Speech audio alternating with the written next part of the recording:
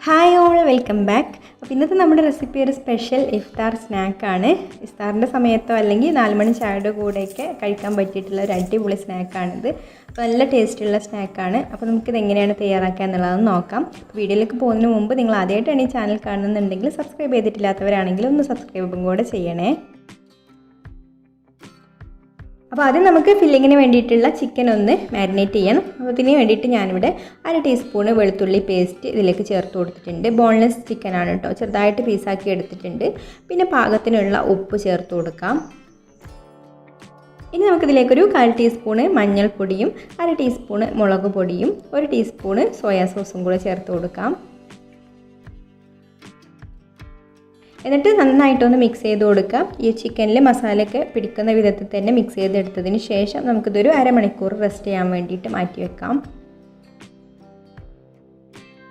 അപ്പോൾ നമ്മുടെ ചിക്കൻ ഇപ്പോൾ മാരിനേറ്റ് ചെയ്ത് വെച്ചിട്ട് അരമണിക്കൂർ കഴിഞ്ഞിട്ടുണ്ട്. ഇനി ഞാനിവിടെ ഒരു പാൻ അടുപ്പത്ത് വെച്ചിട്ടുണ്ട്. അതിലേക്ക് 1 ടേബിൾ സ്പൂൺ ഓയിൽ ഒഴിച്ചു കൊടുക്കാം.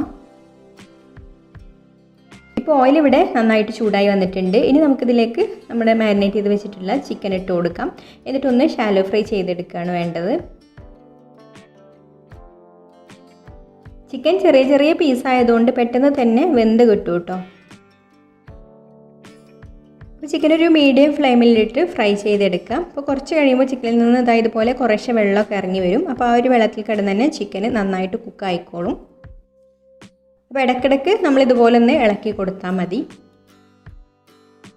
ഇപ്പോൾ ചിക്കൻ ഇവിടെ നന്നായിട്ട് തന്നെ കുക്കായി വന്നിട്ടുണ്ട്. ഇനി നമുക്കിതിലേക്ക് ഒരു സവാള ഇതുപോലെ നീളത്തിൽ അരിഞ്ഞത് ഇട്ട് കൊടുത്തിട്ട് ഒന്ന് വഴറ്റിയെടുക്കണം. ഈ ചിക്കനിൽ ഇട്ടിട്ട് തന്നെ ഒന്നങ്ങ് വഴറ്റിയെടുക്കാം. സവാള ഒരുപാട് വഴന്ന് കുഴഞ്ഞു പോകുന്നു വേണ്ട കേട്ടോ, ഒരു ഹാഫ് കുക്കായാൽ മതി. അപ്പോൾ നമുക്ക് ഇതുപോലെ ഒന്ന് ഇളക്കി കൊടുത്തതിന് ശേഷം പിന്നെ ലോ ഫ്ലെയിമിലിട്ടിട്ട് കുറച്ച് സമയം ഒന്ന് അടച്ച് വെക്കാം. ഇപ്പോൾ സവാളയൊക്കെ ഏകദേശം നന്നായിട്ട് തന്നെ ഒന്ന് വഴന്ന് വന്നിട്ടുണ്ട് കേട്ടോ, ഇത്രയും മതി. ഇനി നമുക്കിതിലേക്ക് 1/2 ടീസ്പൂണ് കുരുമുളക് പൊടി ചേർത്ത് കൊടുക്കാം.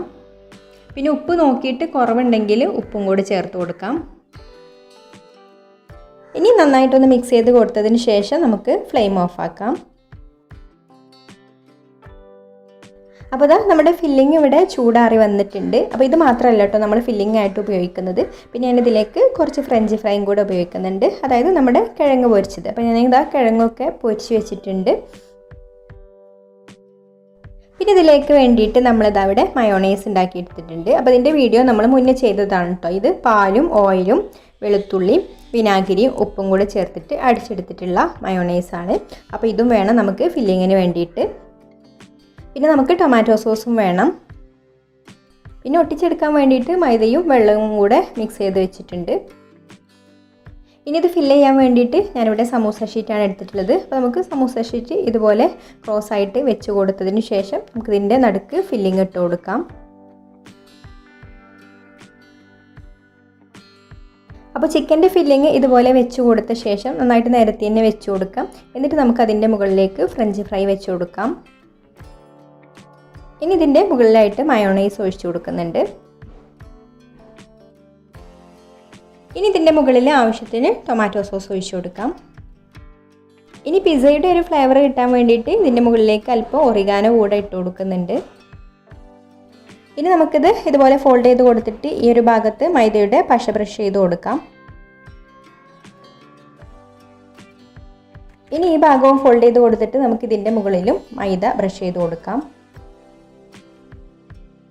ഇനി ബാക്കിയുള്ള ഭാഗം കൂടെ ഇതുപോലെ തന്നെ ഫോൾഡ് ചെയ്ത് ഒട്ടിച്ചു കൊടുത്ത് നമുക്കൊരു ബോക്സ് ആക്കിയെടുക്കാം. പിന്നെ സൈഡിലൊക്കെ ഹോൾ ഉണ്ടെങ്കിൽ നമുക്ക് മൈദ വെച്ചിട്ട് തന്നെ ഫില്ല് ചെയ്ത് കൊടുക്കാം കേട്ടോ. അപ്പോൾ ഓയിലൊന്നും ഇതിൻ്റെ ഉള്ളിലേക്ക് കയറില്ല. ഇനി നമുക്കിത് ചൂടായിട്ടുള്ള എണ്ണയിലേക്ക് ഇട്ട് കൊടുത്തിട്ട് പൊരിച്ചെടുക്കാം. അപ്പോൾ ഒരു സൈഡ് കളർ മാറി വരുമ്പോൾ ഇതുപോലെ ഒന്ന് മറിച്ചിട്ട് കൊടുക്കാം. എന്നിട്ട് 2 സൈഡും ഒരുപോലെ നല്ലൊരു ഗോൾഡൻ കളറാവുന്ന സമയത്ത് നമുക്ക് കോരിയെടുക്കാം. അപ്പോൾ ഇതിവിടെ റെഡി ആയിട്ടുണ്ട്. അപ്പോൾ നമ്മുടെ സിമ്പിളായിട്ടുള്ള സ്നാക്ക് ഇവിടെ റെഡി ആയിട്ടുണ്ട്. അപ്പോൾ നിങ്ങൾക്കൊരു റെസിപ്പി ഇഷ്ടമായിട്ടുണ്ടെങ്കിൽ ഒന്ന് ലൈക്ക് ചെയ്യുക, ഇഷ്ടപ്പെട്ടിട്ടില്ലെങ്കിൽ ഡിസ്ലൈക്കും ചെയ്യാം. പിന്നെ നിങ്ങളുടെ അഭിപ്രായങ്ങളൊക്കെ താഴെ കമൻറ്റ് ചെയ്യുക. അതുപോലെ ഈ ചാനൽ സബ്സ്ക്രൈബ് ചെയ്യാതെ കാണുന്നവരാണെങ്കിലും ഒന്ന് സബ്സ്ക്രൈബും കൂടെ ചെയ്യണേ. അപ്പോൾ ഇനി മറ്റൊരു നല്ല റെസിപ്പിയുമായിട്ട് അടുത്ത വീഡിയോയിൽ കാണാം. താങ്ക്